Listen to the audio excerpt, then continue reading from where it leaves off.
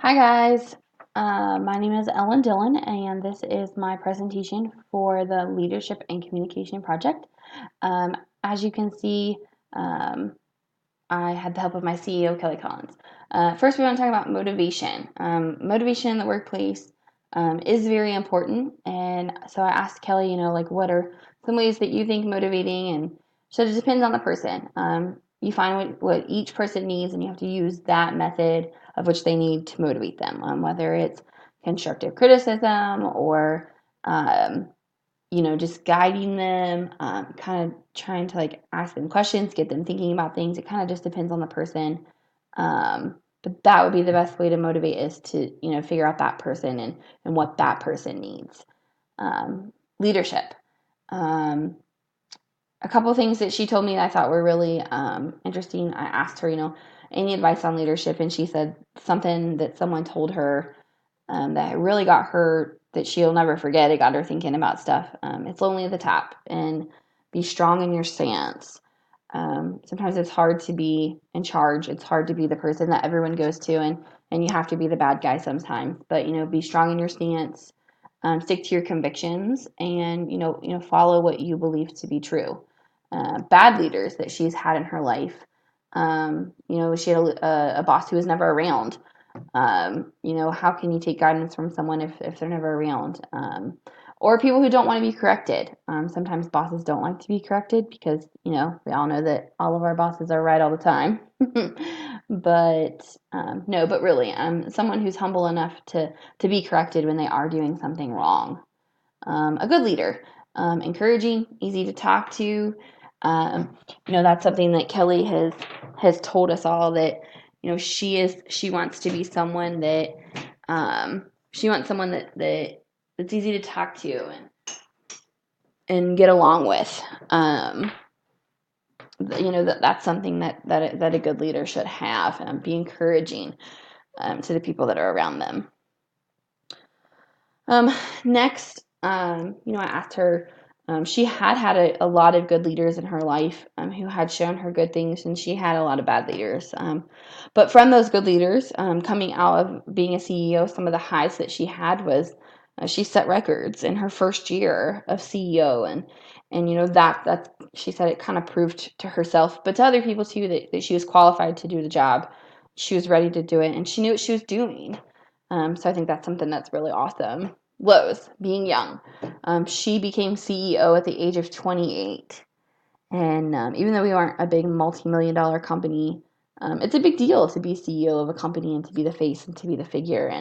And she saw that as a low, as people, treated her not bad, but they just didn't give her, I think, the respect she deserved at first because she was young and they underestimated her. But like I said, her high was she set records, so she kind of came out of the gate strong, and she proved them all wrong. Employees, this was interesting. Typically in our company, we only have about 7 to 9 full-time employees a year. And then when we go through fair, we hire a couple hundred more, but they're only around for 10 days. So good employees. She said, someone who listens to her, takes direction, is willing to do whatever she asks them to do in the sense of, she's not going to be like, man, I want to do that, and kind of shove it off. They're going to listen. They're gonna take direction. They're going to understand what's going on. But also, someone who would call her out when she's doing something wrong. If she's doing something wrong and needs corrected, she wants an employee who is going to stand by their convictions and be able to approach her in a respectful manner and approach her about that. So those are some good employees. Bad employees. Obviously, she's had a little bit of both.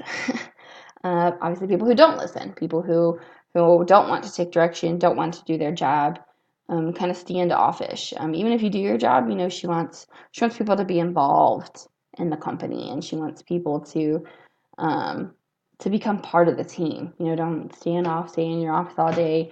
There will be many times you can come through our office, probably around 2 o'clock, get our afternoon stretch in, and we'll be sitting in the kitchen talking. So she wants people who are going to be involved and become, part of the family in that sense. So that, if you don't do that, you may not fit in very well. Um, but how to deal with bad employees. She's a big advocate for talking it out. If there's an issue, she wants it addressed. She wants it addressed maturely and properly, and with the right mindset. We don't have to love each other, but we have to like each other enough to work together and to better the company. A quote that she had: "Bad attitudes breed bad office environment." I think that's pretty powerful, actually. One attitude can change the whole day for everybody. Um, so, obviously, be a good employee, have a good attitude, and listen to what she asks you to do. So, leadership communications, I think sometimes people think it's hard to break that down, but I think if you start simple, you start small, you can be a good leader. I did want to read something. As we were doing this, my CEO actually had to type up a management philosophy paper that she is going to present in a couple weeks, and I kind of wanted just to read some of this to you guys, and because I think it really sticks out. She said, "Hard work will put you where the good luck will find you." That is one of my favorite quotes and one that I remind myself of daily. As a young livestock exhibitor, I looked at my dad and told him I wanted to run the State Fair of West Virginia one day. Well, dreams do come true, and at the age of 28, I started as Chief Executive Officer of the State Fair of West Virginia. I love my job, and I love this industry, but I quickly learned as a young manager that being a good leader takes practice, patience, and passion. I think that those are three very simple but very powerful words that we could take in. Um, some of her philosophies that she says she's trying to remember daily is to never stop asking questions. You may know more than you did yesterday, but not as much as you will tomorrow. Every day is a new experience and a new lesson to be learned. Don't be afraid to ask questions. Take responsibility and don't push blame on others. Good managers admit when they are wrong and they do not blame others for their mistakes. Listen. One of the most important lessons I have learned is to listen. Just get around, listen to other people, listen to people under you, listen to people above you, and listen and figure things out. Set goals and don't lose sight. Set goals and don't be afraid to set some you may not think. You may set some that you think may be out of reach. Have passion in what you are doing. You don't have to love everything about your job, but you have to love your mission. Have fun. Our job is not to cure cancer. Our job is to make memories. I truly believe that we are the lucky ones. Our job is to put smiles on faces, to educate, and to give fairgoers a good, fun memory, even if things in their personal lives are not so good and fun. It's going to be okay. You will have some not so good days, but you're going to have some really great days. It's the great days that get me through the tough times. Take a deep breath and get back to work. I think those are so simple, but I think that there are some powerful words in those as well.